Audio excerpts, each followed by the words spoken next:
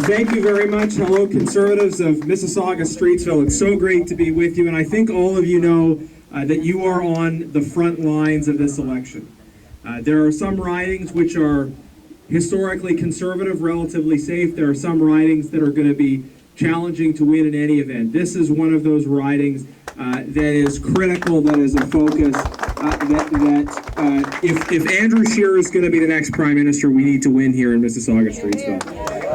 And, people are often asking me, well, what do you think is going to happen in the election? And I always say, well, it depends on you. It depends on what you're going to do.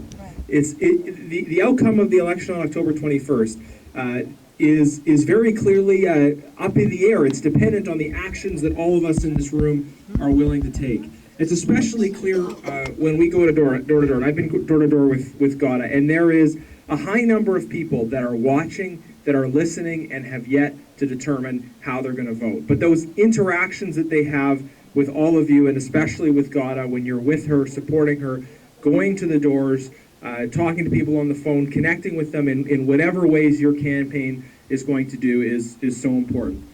As many people in this riding have an opportunity to connect with and talk to Ghada and see what she is really about. I've known Ghada for a number of years, and she is somebody that understands politics, but she's also a committed human rights activist and a freedom fighter. She's someone who listens to people, who channels and represents their voice, and will represent the voice of all of the people in this community. Mississauga is one of my, thank you, sure, go ahead. I thought it was good, but so did the guy at the back. Mississauga is one of my favorite places to come because it is, I believe, such a naturally conservative community. What it means to be a conservative is to believe in strong individuals, strong families, and strong communities. And to believe that what we do together as individuals, as families, communities, is more important than what the government does or what the government tries to impose. That strength of community that comes from our fundamental freedoms. And as Andrew said, freedom is our strength in Canada, and diversity is a product of that strength. We have diversity here because we have freedom. And Ghada is someone who understands the importance of that and will defend those freedoms, will stand up for those freedoms, and will represent all the people here in their pursuit of the protection of their rights, of their freedoms, and of course helping them to get ahead. So Ghada, so glad that you're a candidate. Look forward to serving with you in the next Parliament. And I encourage all of you to come around Ghada, to support her, to go that extra mile to make sure she's the MP for this area and part of an Andrew Scheer majority government. Thank you. Thank you, Governor. I'm very honored and humbled by your words and by the presence of all of you here today. It's it feels great to be supported by many great people like yourselves. We're starting a journey to put our country back on track. Some 30 years ago, I immigrated to Canada with my parents. My sister and I were teenagers at the time, and we held lots of hopes and dreams about Canada, the country we chose to call home. Because for us, Canada was a promise. It was a promise of a society that was so inclusive, it welcomed everyone and made everyone feel at home. It was a promise of a country that respected the rule of law and upheld it to the highest regard. And it was a promise of a land of opportunity, where hard work is rewarded, and where anyone can achieve their greatest aspirations if they gave it what it takes. That was the Canada I loved and came to. So I have been for months going around, knocking on doors, meeting Canadians and listening to what they have to say. And every time I talk to Canadians, the consensus has been pretty much the same. Life is getting harder and harder under Justin Trudeau's Liberals, and Canadians continue to work hard, but they're mainly getting by. They're unable to get ahead, and that is not acceptable. And that is why we need to win the next election, because the Conservatives have a plan to help you get ahead.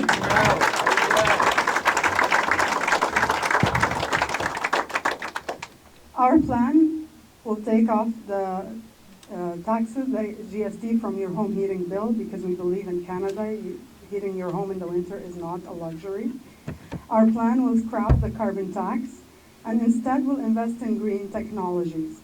As conservatives, we are united in our sense of purpose and commitment to help you get ahead. And that's why we need to win the next election. So if you have not done so already, the volunteer sheet is out there. Please make sure to sign your name out there. And we also listed all the important dates on the board over there. Check it out. See which day you can best help us and how you can help us from here until October 21st. So we can work together, unite Mississauga Streetsville to turn blue and win the next election so we can help you get ahead.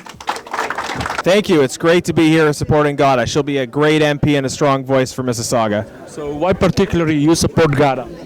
Well, I've known Ghada for a long time. She's been involved in various international human rights causes, and that's an area where she and I have connected in terms of a common interest in the importance of those issues.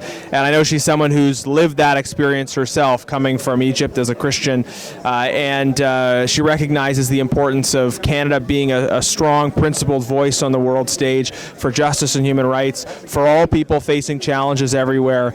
And it's in our interest, it's reflective of our values, and I'm looking forward to having more people that can be those strong human rights voices in our next parliament.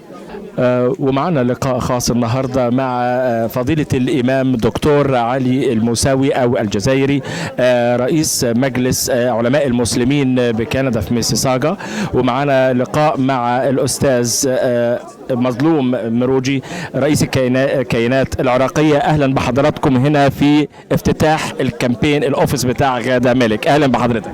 أهلا وسهلا بك.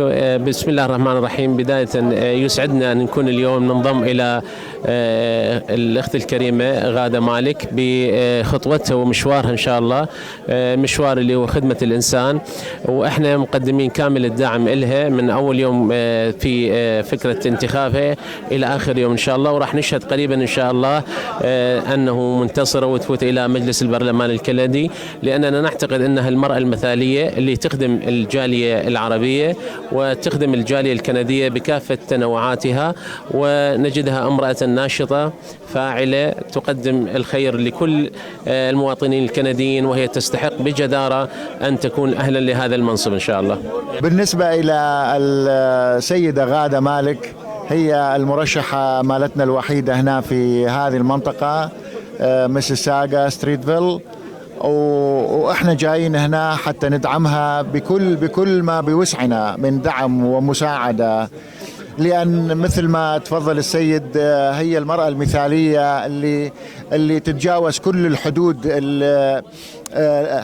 ماكو عندها أي تفرقة بالنسبة الإنسان والإنسان، بالنسبة المسلم والمسيحي، بالنسبة العربي والكردي، في أي طالما أكو إنسان هناك هي في خدمته، وإن شاء الله نتمنى لها كل التوفيق والنجاح، وأن تكون صوتنا هناك في البرلمان الكندي إن شاء الله. عماد صاحب، وأنا في كندا من 31 سنة. صراحة أنا جاي بنيابة عن مؤسسة السلام وهي السيد علي الجزائري، وأنا مسؤول العلاقات العامة بالمؤسسة. همت أنا أشتغل كريل استيت ايجنت. وغادة جتي عندنا كذا مرة، attended يعني حضرت كذا function that we have، فاحنا ندعمها وندعم الكاز مال البي سي بارتي. حبينا انه نجي اليوم مثل ما هي كانت تفتتح المكتب مالتها، ونقول لها انه احنا واقفين معاك، وان شاء الله يكون الناس اللي موجودين ويانا بالمؤسسه هم راح يكونوا يدعموها ويدعموا الكامبين مالتها ان شاء الله. Because I want her to win. I live in her riding, and it's important to me that she's here representing my community. I need a strong voice for me in Ottawa, and I want her to be the one.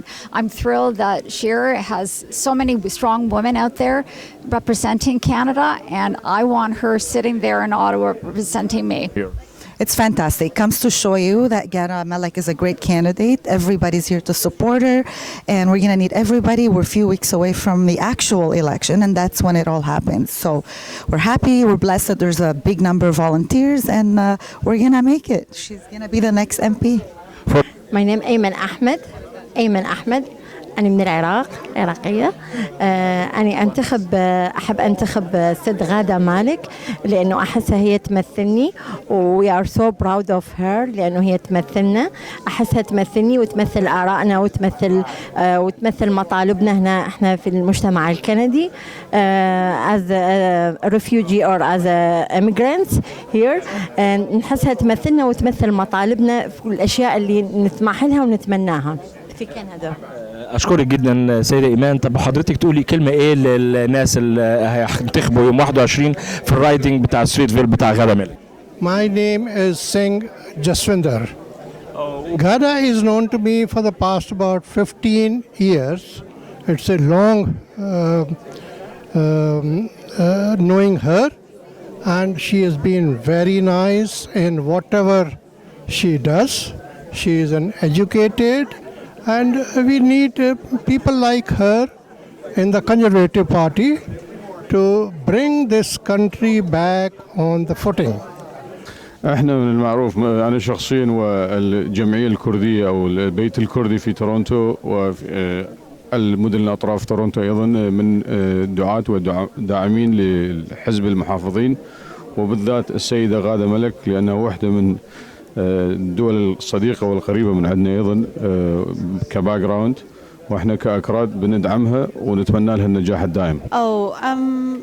I first knew her because of parents against the sex education back in 2005, and I saw her post on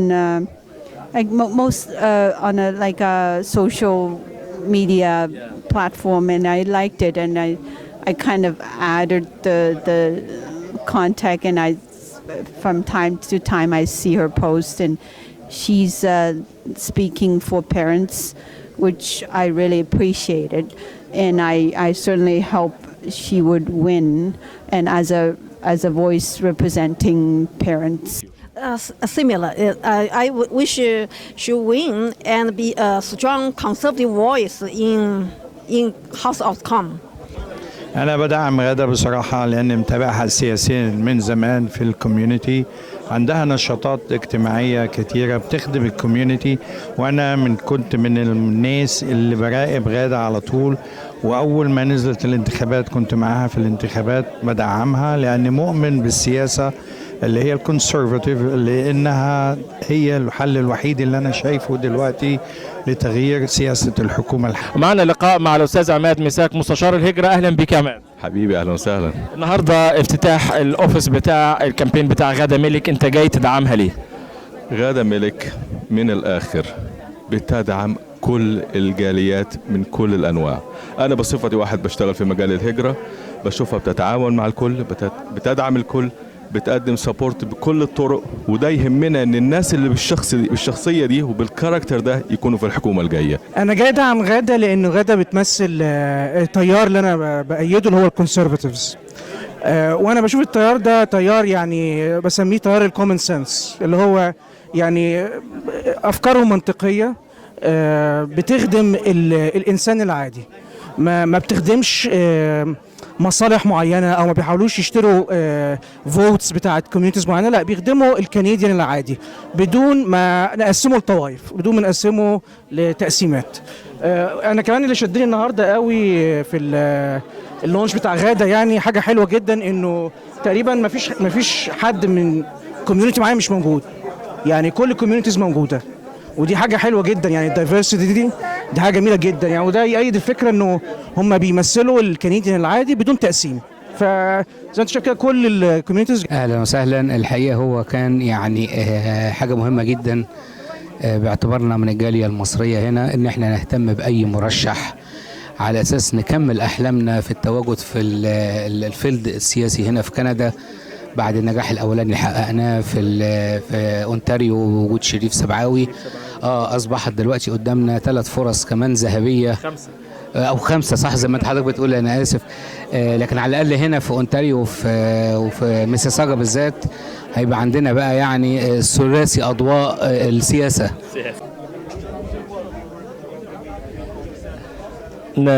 نتعرف بحضرتك؟ انا اسمي سلام قطمه. من اي جاليه حضرتك؟ أنا من الجالية السورية. اجدع ناس وحبايبنا واهلنا. حضرتك جايه النهارده ليه؟ علشان انت بتؤيدي غادة ملك، ايه اسباب تأييدك لغادة ملك؟ هلا في عندي كتير أسباب أنا بأيد غادة ملك فيها، من واحدة من ضمنهم أنا بأيد المرأة أنها تدخل بمجال السياسة. هاي أول شيء أنا فخورة فيها كسيدة أنها تدخل البرلمان، وطبعا بأيد سياستها كتير، وهي واحدة من الأشياء اللي أنا بأيدها فيها كتير. تحس ان حضرتك غادة ممكن تمثل كل الجاليات، ولا جالياتها فقط او اهلها وعشيرتها زي ما مشهورة على بعض الاحزاب التانية؟ لا، بدها تأيد كل الجاليات. أنا بلاحظ غادة دائما منفتحة على جميع الجاليات، وهذا الشيء اللي حببني بسياسة غادة بطريقتها.